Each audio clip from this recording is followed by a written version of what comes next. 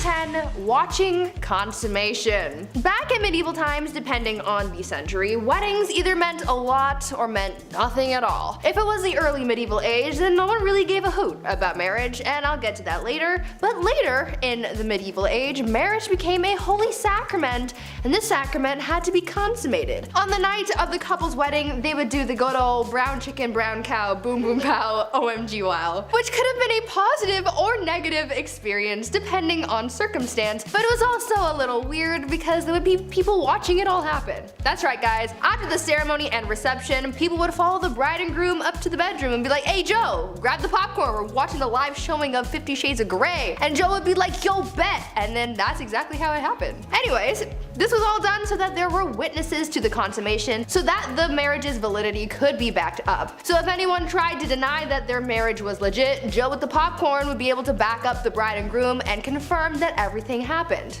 Kinda kinky, kinda weird. Number 9, dowries. Today's weddings are so insanely expensive. I don't know if it's ever gonna happen for me, for that reason alone. But, you know, they kind of replaced the dowry altogether. But what was a dowry? It was a set of assets, money, material, goods, real estate that would be given to the groom once the couple united. The purpose of the dowry was to entice a groom to marry the bride if he wasn't already attracted to her. A kind of, we will pay you to marry our daughter kind of vibes. But it also acts as a kind of insurance for the bride. Should the marriage end in divorce, the husband is expected to pay it back. So yes, there were indeed take-backsies if things got really bad. Though considering divorce and annulments were rare and the money really never belonged to her, not the best rule to live by, but the groom would also pay something called the bride price or bride wealth. The groom was expected to pay a sum either in assets or money to secure a lady's hand in marriage. This implied security for the bride and their family. But yes, in both accounts, technically, a bride could be bought and sold for whatever price the family/groom deemed appropriate, so really just a marriage pawn. On number 8, shotgun wedding. Marriage and weddings back in the medieval ages were practiced very differently compared to today. Back then, people started getting married and having kids very, very young. Usually, girls would be married off as soon as they hit puberty, so around the age of 12, and they would start popping out as many spawn as possible because the high infant mortality rate made it very difficult to grow a family. On top of the duty to further the population, these marriages weren't for love. Arranged marriages were the norm back then because it was mostly used to join families for status or alliances, or because your dad owed Billy from down the block a favor and he offered you to his son Billy Jr. Marriage ceremonies were also very different back then. Because marriage wasn't as big of a fuss as it is now, it didn't matter where you got married or how soon. You could get engaged in the morning and be married by lunchtime if you really wanted to. Most people didn't need permission to get married, so they could hold the ceremony anywhere. Marriage ceremonies could be held in places like pubs, in the middle of the street, or even in bed. Because of this, it made it really hard to know who was married and to whom until the 12th century, when it was declared a holy sacrament that must be observed by God. Number 7, no objections. So obviously, with a lot of people marrying willy-nilly, a lot of marriages mostly made people miserable. Maybe.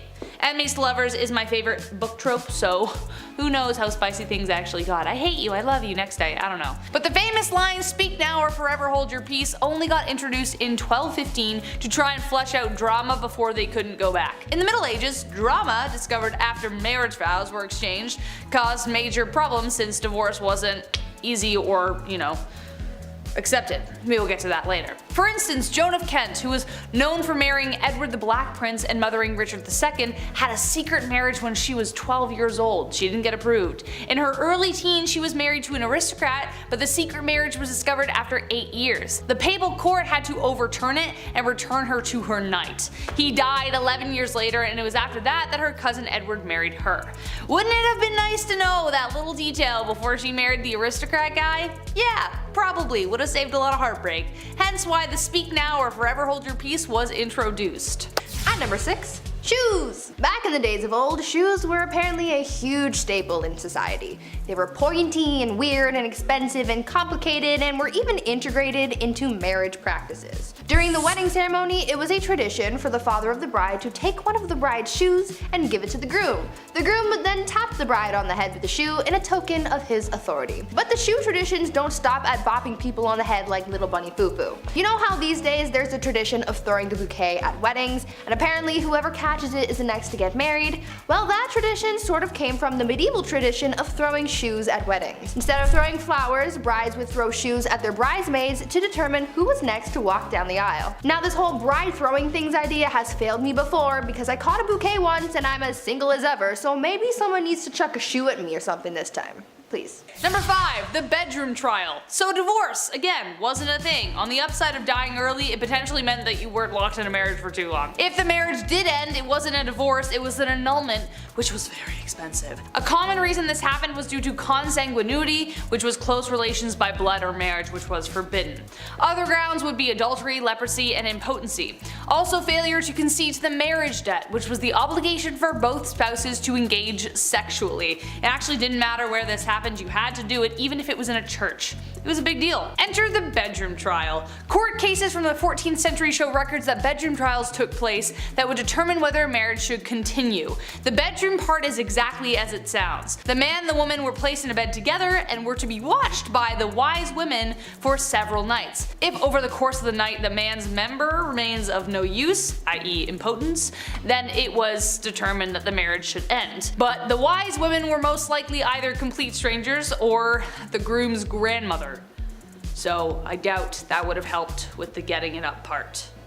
Poor guys. At number 4, marrying the country. If you married an entire country, does that count as polygamy? Are you technically married to everyone in the country, or just the one country as a singular unit? These are the shower thoughts that I wish I could ask medieval queens, but unfortunately they died a long time ago, along with their marriage secrets and probably some recipes for poison too. Back to this whole marrying the country idea though. Back in the medieval age, when someone became queen, they had to get married more than once. For them, it wasn't just about marrying their spouse, they also had to marry their country. This process was called consecration, and it was something that a ruler had to go through in order to be a legitimate queen. The queen would go through a symbolic marriage to the realm, complete with prayers and a blessing and a ring and a crown. It was essentially like a real wedding, except the groom was a nation of people. Sounds like a happy marriage to me. Yeah. Number 3, the veil. As we have determined so far in our list, love wasn't the primary reason for marriage, especially for nobles, so as a result there were quite a significant amount of arranged marriages. Besides the symbolism of humility and purity, it was also used as a way of disguising the bride entirely. The bride would often be wrapped from head to toe to protect her from evil spirits. This tradition goes all the way back to ancient Roman times. That's one explanation, but during arranged marriages, it was more literally used to hide the face of the bride from the groom. So if he didn't like what he saw after he literally unwrapped the package, well, too bad, she's yours now. Eventually veils progressed to being much smaller, but the tradition of revealing the bride to the husband to declare ownership remained a tradition even to this day, kind of, except now it's more romantically idealized. Did you see Priyanka Chopra's awesome veil in that? You know the one. At number 2, long distance marriage. You know how during the pandemic people started having Zoom weddings? Well, in a way, people have been doing something similar since the medieval ages. Back then, a lot of weddings were simply for political reasons, and so a big ceremony was rarely needed. So when two people from different kingdoms were getting married, they didn't necessarily need to be there for the wedding. Instead, they could send proxies and have someone marry their new spouse on their behalf. This would be the legal binding of marriage, you know, the paperwork side of things. But once both parties could finally meet in person, then they would hold a second ceremony with all the pomp and circumstance that you would expect. And yes, it still included the whole watching the consummation thing. Ew. This proxy marriage actually happened to Marie Antoinette, and her brother was her proxy until she could get to the formal ceremony. So now we know that even back then, you didn't have to show up on time to your own wedding, and you could just get someone else to do it. Sounds a little cold to me, but like I've said before, love is dead and it died a long time ago. Mic drop, thank you. Number 1, last but not least, and this is the most messed up, the Lord's Right. This one is definitely the most messed up tradition, and I don't even know how it was justified in the first place. Like, why was it even in place? Someone clearly made this happen so they could piss people off. The last thing anyone wants at their wedding is someone interfering with the wedding night. As we know, people for the most part had to observe the ceremony, but the Lord's Right was something even more horrific. The droit de seigneur was a feudal right that existed in medieval Europe that gave the lord of the land the right to sleep with the bride on the first night of the marriage. That's right, so most often they would take the bride's virginity. Now, just how often this rite was carried through is debated, but if your lord had a particular vendetta against you, it wouldn't be surprising. This rite could also extend to a lord taking the virginity of every woman in the village, even if they didn't want to get married. It was ridiculous. However, late Middle Age and Renaissance era texts don't clearly determine whether this practice ever occurred. Texts from 15th century Switzerland references the Lord of Mar demanding the rite of the first night or a hefty fee, so either you pay for it or I do it. The Droit de Seigneur was depicted in Mel Gibson's Braveheart, which added to the infamy of the idea, but no physical evidence determines whether any lord actually did it, but it did technically exist.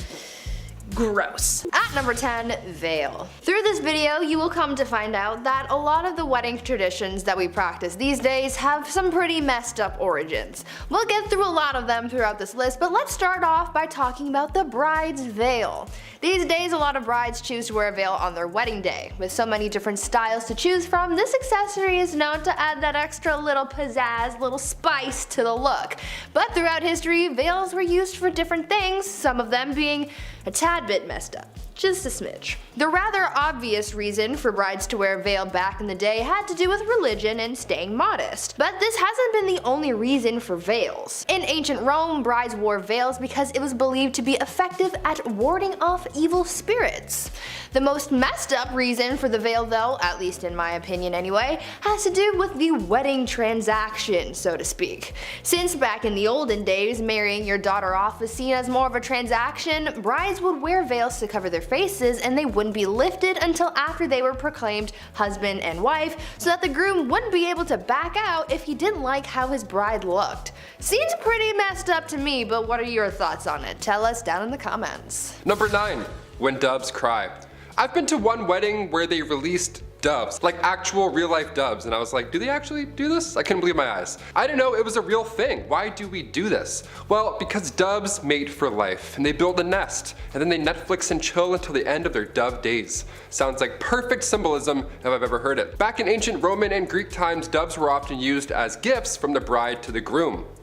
Pretty shitty gift if you ask me. Here's a bird that we now have to both take care of. The snow white ring-necked dove is used by magicians. They can't fly too well, they don't have a homing instinct, whereas rock doves, the ones commonly used in weddings that we see fly away over Nana's head, they have a homing instinct for hundreds of miles, so they're perfect for the gig. But they couldn't be released during foul weather, and they needed 2 hours before the sun sets in order for them to fly home. The wedding band has less rules than the doves. That's amazing. Their rider is much smaller.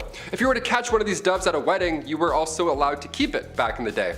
Also, great hands. I don't know who's catching birds or why they want to keep it and put it in their pocket, but you do you. At number 8, best man. These days, the role of the best man normally goes to the guy who's closest to the groom, whether that's a brother or a best friend. But back during the time where women were married off like property, the role of the best man was very different and was all about protecting one's assets. Back then, bride napping was actually very common, so if there was someone else who wanted to marry someone who was already promised to another person, they might try and steal her away for themselves.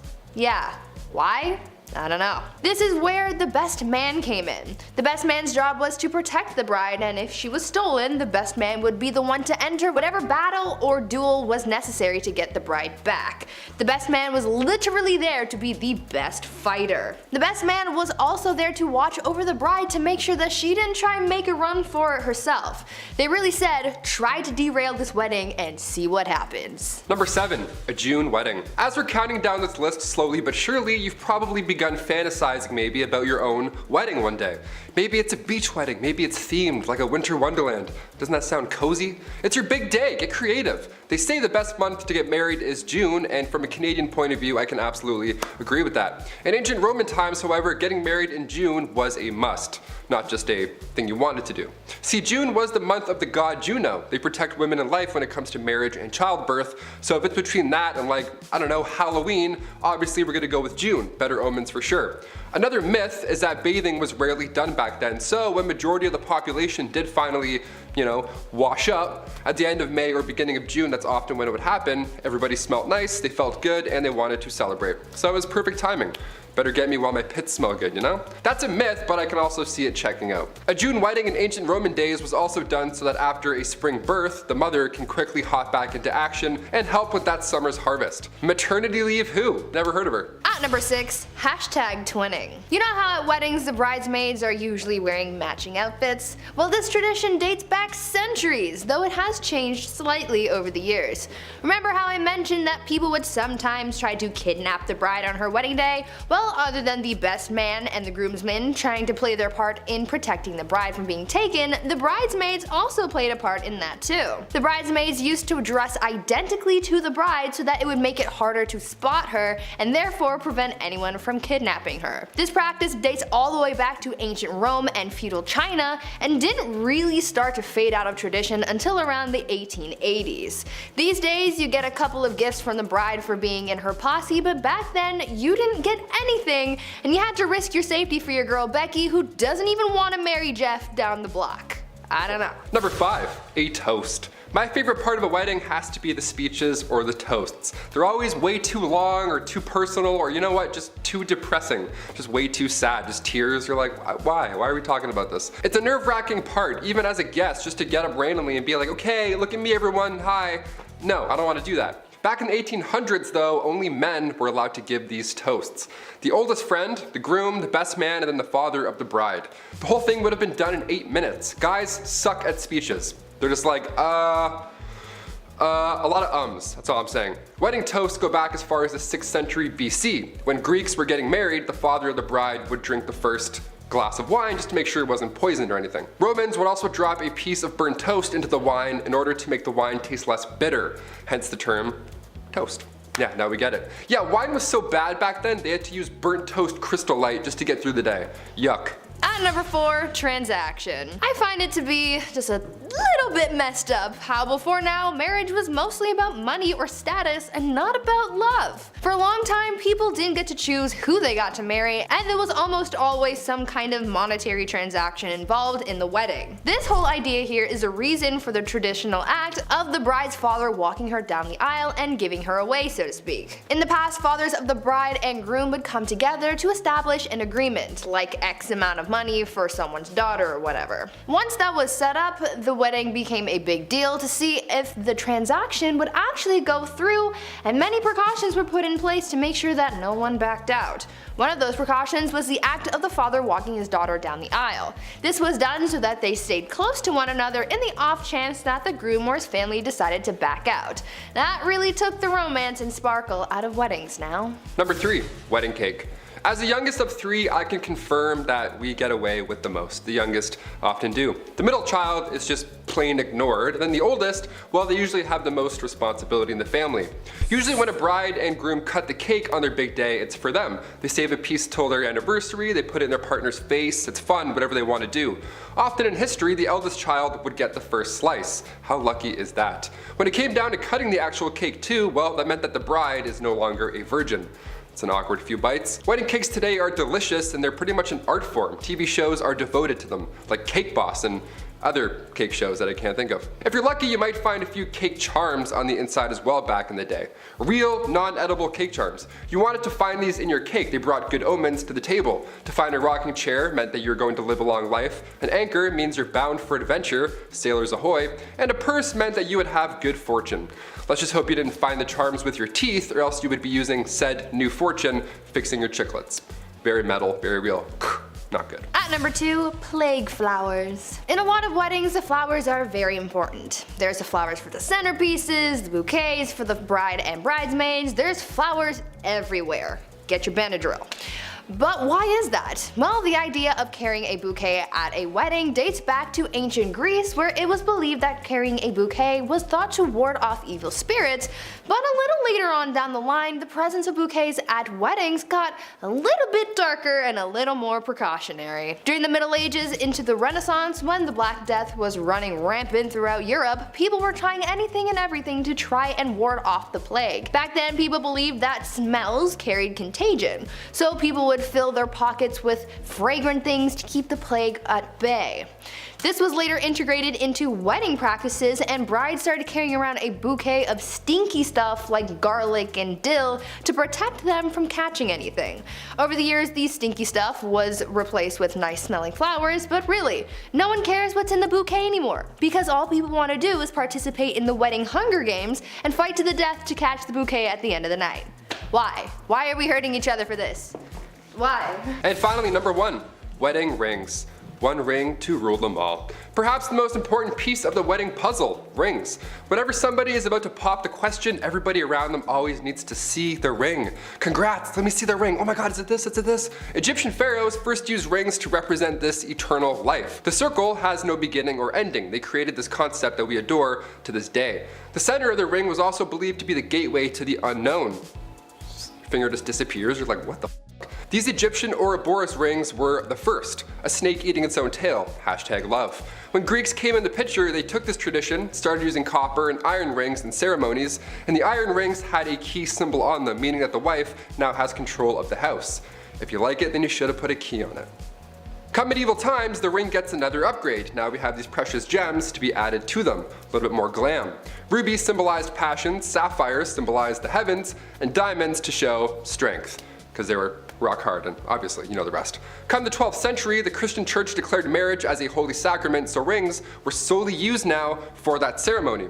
That's when the engagement ring came into place. There needed to be another trade or promise that was just as strong as a wedding band. So now there's rings for pretty much everything.